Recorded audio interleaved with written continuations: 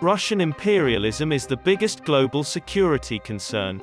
Western politicians, notably US Vice President Joe Biden and German Chancellor Olaf Scholz, have attempted to pin the burden solely on Vladimir Putin while blaming the Russian people for the invasion of Ukraine 2 months ago.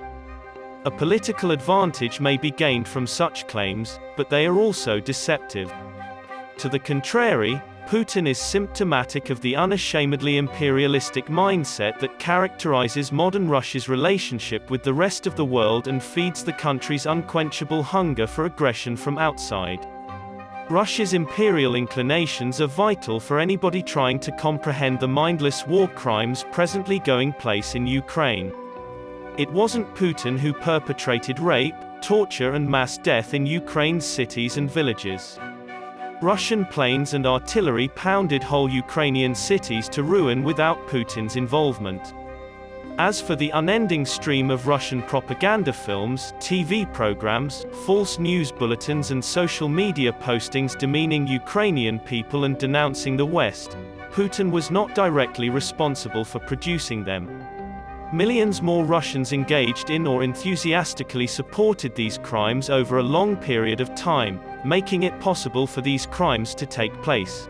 Most available information indicates that the Russian people is strongly in favor of the conflict in Ukraine, despite the soothing impression promoted by Western politicians and media. Levada Center's latest poll revealed that 81% of Russians support the invasion of Ukraine, with only 14% opposing it. This is Russia's most recognized independent pollster.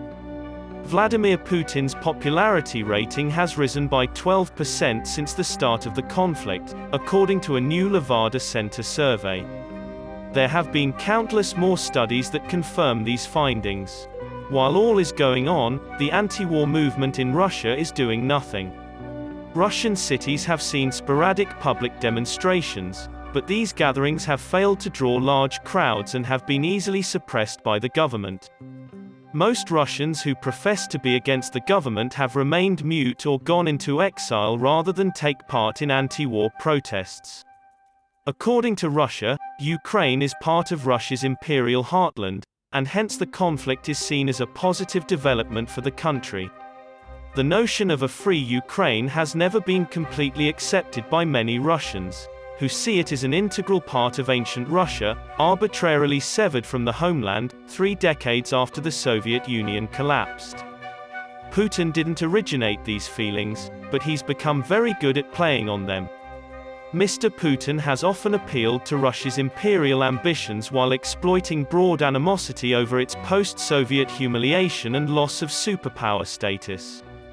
When Putin laments the demise of historical Russia as a result of the dissolution of the USSR, ordinary Russians realize that he is referring to the country of Ukraine in particular. Aside from a rejection of the post-1991 settlement, Russian President Vladimir Putin's reluctance to acknowledge Ukraine as a state is an act of defiance. According to Russian history and Tsarist imperial philosophy stretching back for generations, this is exactly what we should be doing. While characterizing Ukraine's centuries-long quest for statehood as a Western plot to destabilize Russia, Putin repeatedly disputes the country's legitimacy to exist and often accuses contemporary Ukraine of invading traditionally Russian territory. Ukraine is an inherent part of our own history, culture, and spiritual space, Putin said on the eve of the invasion. Russians and Ukrainians, according to Putin, are one people.